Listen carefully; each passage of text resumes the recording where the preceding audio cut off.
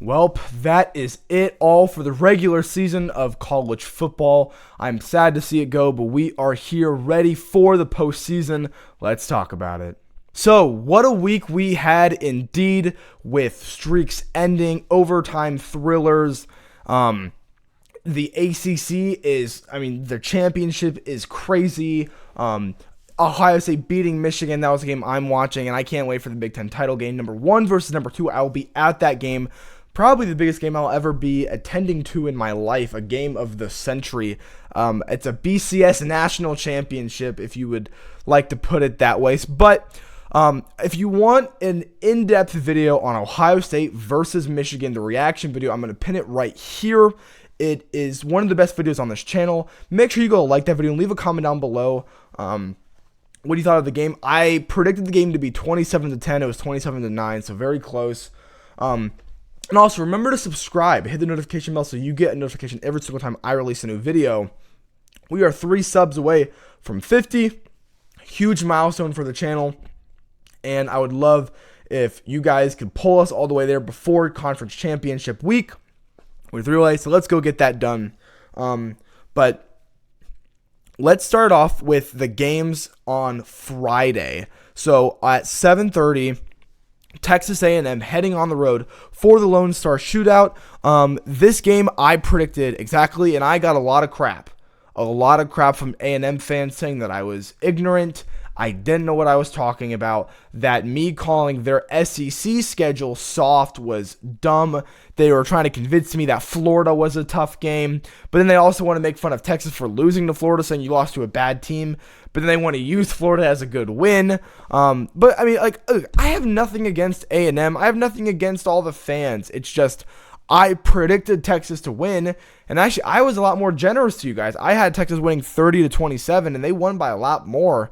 And that was after Texas A&M had a touchdown lead at half, where they kind of dominated Texas. Obviously, Marcel Reed with the very, very scary ACL injury. He was out running again. They will continue to run him in the second half. Maybe not 100% in the second half. But he did look pretty good until the final couple minutes when they were down by 10. That's when the 2 interceptions came. Arch played okay. He looked horrible in the first half and looked pretty good in the second half. 14-29, a touchdown. He almost overthrew his running back in the end zone. The guy was wide open. It was Ryan Wingo. Almost incomplete. But yeah, Arch, man, he was, scrambling for his life. They did some changes with their center and their guard on the offensive line. But yeah, that offensive line is brutal. They're not going to make their season's over. I would not be surprised if Texas played Michigan in a bowl game. I think that would be pretty cool. But yeah, Marcel Reed, when you need it the most, can you get it done? And no, he couldn't. He threw 2 interceptions at the end of the game. As A&M falls to 11-1, they're now out of the SEC championship.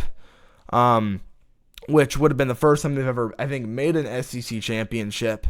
And now with, Marcel Reed, yeah, he's out of New York. The college football playoff rankings have not come out yet. I am curious to see where A&M falls. They're probably going to fall to 6, maybe 7. I am very curious where they will put them in relationship with Ole Miss. They've already shown that they are going to knock Ole Miss down to 7 for playing the Citadel or whoever they played, and then losing Lane Kiffin. They're not going to knock out the playoff, and good that Ole Miss is 11-1, so now they can't miss the playoff. But now with Lane Kiffin gone, I'm going to have an own video talking about all the coaching. There's a lot of coaching changes. I'll have a video up either tonight or tomorrow about it. But yeah, Kevin Concepcion, 5 receptions, 57 yards. Cassius Howe didn't really do much this game. Colin Simmons was pretty good. Jack Andrews was the tight end, was the leading receiver for Texas. And with a very dominant second half, they pulled away to a 27-17 win. And now they have an argument for the college football playoff, because if they didn't schedule Ohio State, they would be 10-2. They would probably be in the playoff. But also, I don't know. Other teams played some other non-conference games, but also I don't think losing to Ohio State is the reason why they're out of the playoff. I think losing to Florida was. So don't lose to Florida, and you should be fine. But Sark made an argument. This is the first time that a team in the regular season, not the full season, because Ohio State had like 6 ranked wins last year, or top 10 wins. But at least in the regular season, that a team has beaten 3 AP top 10 teams since, I think he said, the LSU team in 2019. So, yeah. So, nah. They're at, like, if they wanted to get in, they would have needed Miami to lose, which they won. They would have needed Utah to lose, they won. They would probably need BYU to lose, and then losing the Big 12 championship, they won. Maybe if BYU gets blown out, they get thrown down. I will say Texas should probably be ranked over Vanderbilt. They beat Vanderbilt, and Vanderbilt didn't play anybody in the non-con. But, yeah, Texas, 27-17. Texas A&M, you're going to be hosting a playoff game. You're probably going to be playing the 11 seed, which would be who? It would either be like Miami, the Big 12 runner-up, or a second group of 5 team. We are in for a rough time. I guess it would be the ACC champ. If Duke wins the ACC, we're going to get 2 group of 5 teams in the playoff. And that's gonna ruin the play. I mean, that's gonna ruin the first round. That is a joke. You get, oh my god, that's such a joke. I hate these damn group of 5 teams. Get out. It's not even the same sport. Their athletes aren't even the same type of human. Get them out of here, bro. Get these groups. Give them their own playoff. No, multiple group of 5 teams, disgusting. Absolutely disgusting. But yeah, the next game, I'll go over lightly with Ohio State, Michigan. So, shaky first start for Julian Sand. Obviously, you're down 3-0 with the Andrew Marsh opening run. They kick a field goal. Ohio State gets the ball. You try to do a downfield shot to Carnell, and I saw it from someone recording from inside the stadium. That throw, if he just gives it an extra second and just leads it farther in front, that is a touchdown. A touchdown. Carnell beat his man. The ball was a little bit underthrown, and it was good coverage by the corner. The next play, intercepted, try to get to Jeremiah.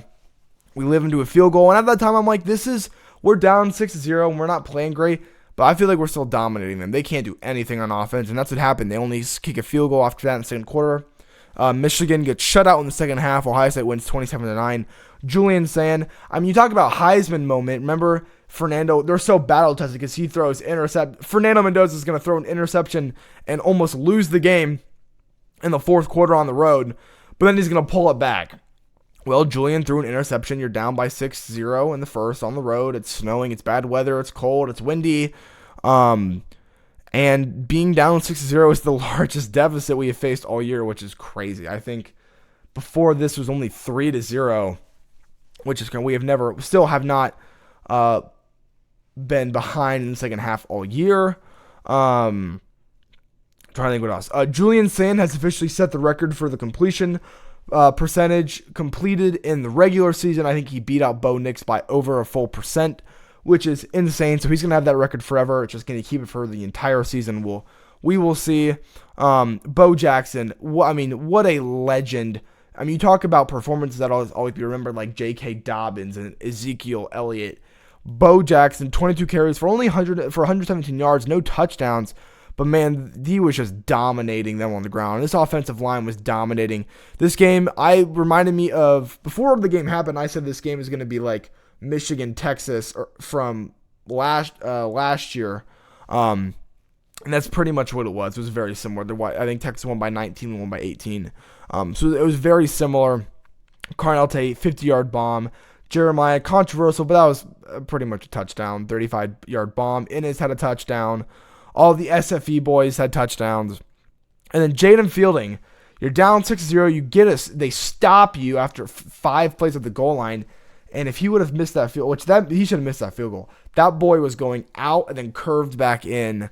But yeah, so Ohio State pulls away in the second half, shuts Michigan out, winning 27-9 as they will face Indiana, number 1 versus number 2, baby, in the Big Ten championship, as they are 5.5-point favorites.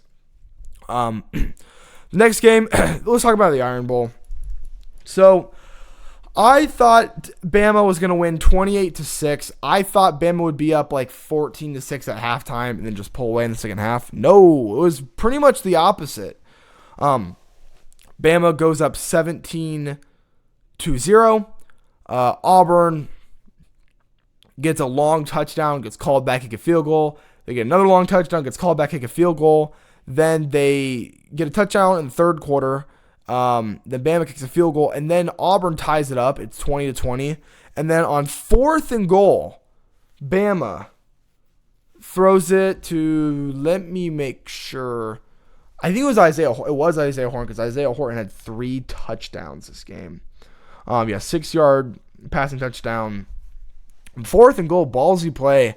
And then Auburn, they throw an interception, get another chance. I think they throw another interception, or I think they fumble, they get stopped, and then they punt, or they get stopped, and then get another chance. And then, my goodness, at the 25-20 whatever yard line, you're about to score with under a minute left. He fumbles. They burn all their 3 timeouts, get a shot at a Hail Mary. Ashton Daniels scrambles, fires it underneath. Doesn't get anything. There's 10 seconds left.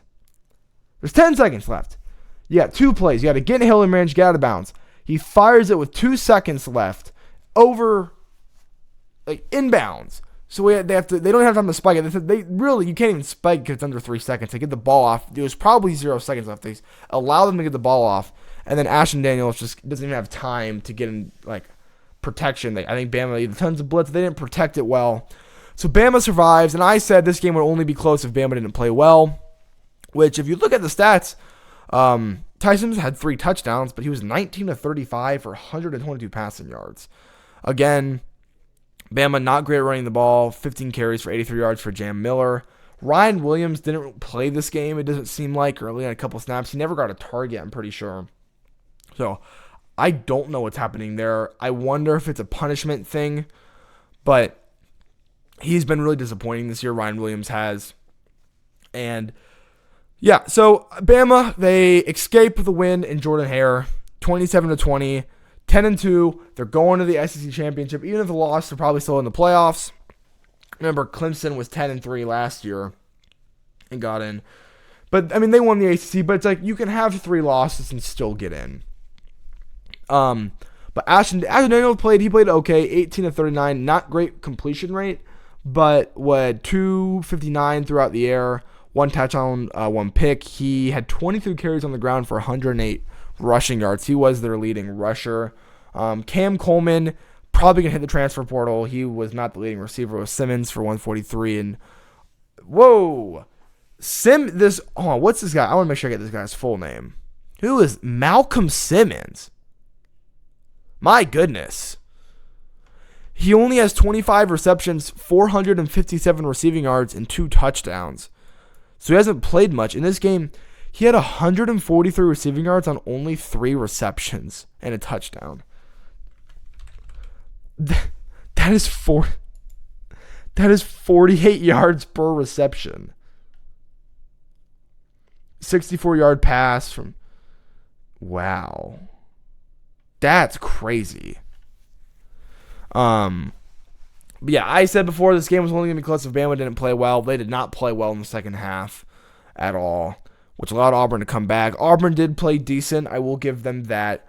But yeah, they win 27-20. Next game, and I don't really know how to make about this game. This was the 3:30 game. That was Georgia Tech. So I don't know how I feel about this game. I really don't. Georgia wins 16-9, and I think I predicted this game to be 38-21 or 45-27 or something like that.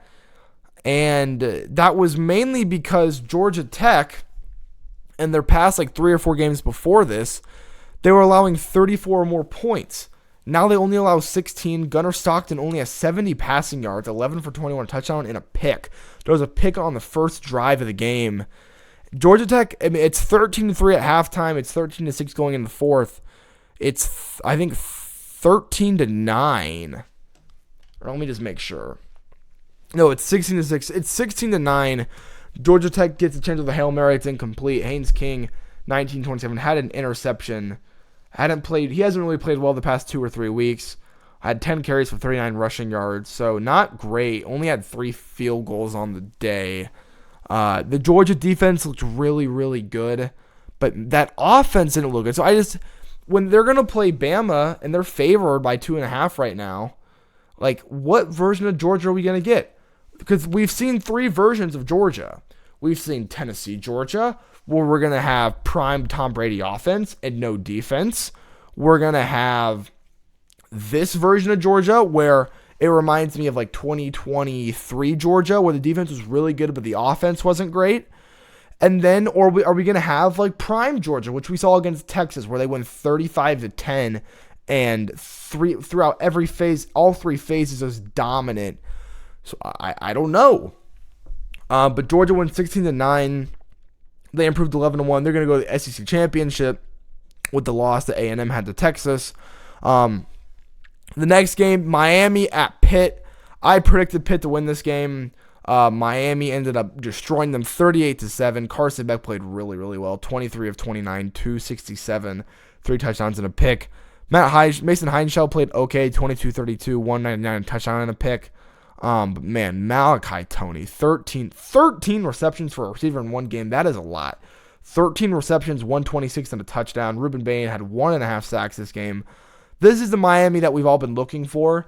And now they've looked better in the past couple weeks. Now we can kind of do this eye test between them and Notre Dame to really, are we going to honor this head-to-head or not? But yeah, they end up winning 38-7 as they're 10-2, 6-2 in the ACC. Duke is also 6-2 in the ACC. Virginia is 6-2 in the ACC. Miami didn't lose to any of those teams, but for some reason, Miami is not in the ACC championship. The highest ranked ACC team is not in the championship, but a 7-5 team is. What are we? Just change the rules. I don't care. We should have a 5-loss team. Because it's either Virginia's going to make the playoff or we're going to have 2 group of 5 teams in the playoff. And honestly, I was saying this before with the Doomsday. I almost kind of hope that they do get 2 group of 5 teams in. And I hope both of them lose 70-0. And I hope the TV ratings are so bad and nobody watches. They said, oh yeah, maybe it's not a good idea to put these teams, like they're not in the Power 4 because they don't have enough money. Nobody watches them. They're not good enough. That is why they're not Power 4. And we're putting them in the playoff. We have multiple in the college football playoff.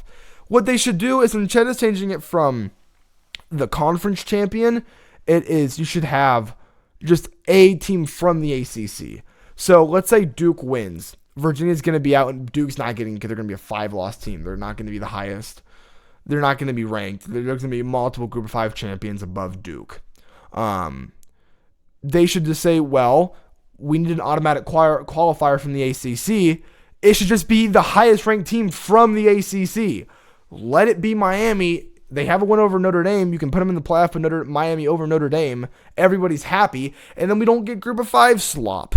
So that's all I have for that game. The last game I'm going to go in-depth in is Vanderbilt, Tennessee. And this is the other game I got wrong. My goodness, Vanderbilt. I don't understand how you did it. They put belt to ass on Tennessee, 45-24. Vanderbilt now 10-2 for the first time in program history, or I think at least since the 1920s. Pavia 18-28, 268, a touchdown, 2 interceptions, trying to throw the Heisman pose, and throw 2 interceptions. He also had 20 carries, 165 on the ground. That is 8 yards per reception, or per carry, and he had a touchdown. And I don't understand how this was really a blowout. Tennessee only scored 3 points in the second half. This game was tied 21 all at half. Aguilar 29-44, a touchdown, 229 throughout the air. Bishop played well, had 2 touchdowns. Chris Brazow had a touchdown. And Tennessee, when their season looks very promising, now finishes 8-4. They're going to probably be unranked. I had Tennessee going 7-5 in the preseason, and I thought I was going to look stupid because Tennessee looked really good. but they end up losing here. I thought Tennessee would squeak out one at the end. I think I said like 28-27. But Tennessee gets trumped as Pavia, I think, might go to New York. Vanderbilt outgained Tennessee 579 to 382 with total yardage. But time of possession, I mean, Vanderbilt had the ball for 10 more minutes. Both teams didn't get a fourth down conversion. Both teams were good on third down. Both teams had similar penalties, had similar first downs. Tennessee won the turnover battle. I don't know. I guess they just weren't able to capitalize on drives, and Vanderbilt pulls away. So that's all for those games. Let's pop over to the board. So past 2 weeks, we really saved our percentages. 8-2. We had 9-1 last week. 8-2 this week. The only mishaps were the Tennessee game and the Miami and Pitt game. Still a good week. We have jumped up to, let's see how, I think it's 63. 63%. You guys see it? There you go. But yeah.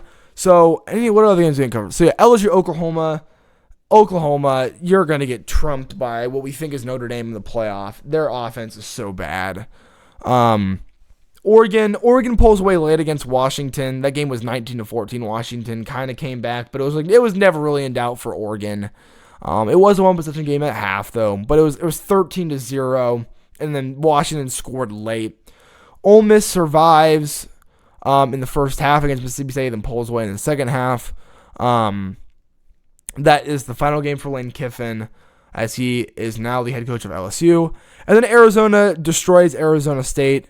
That interception by the Arizona player, just mossing the receiver for Arizona State, was crazy.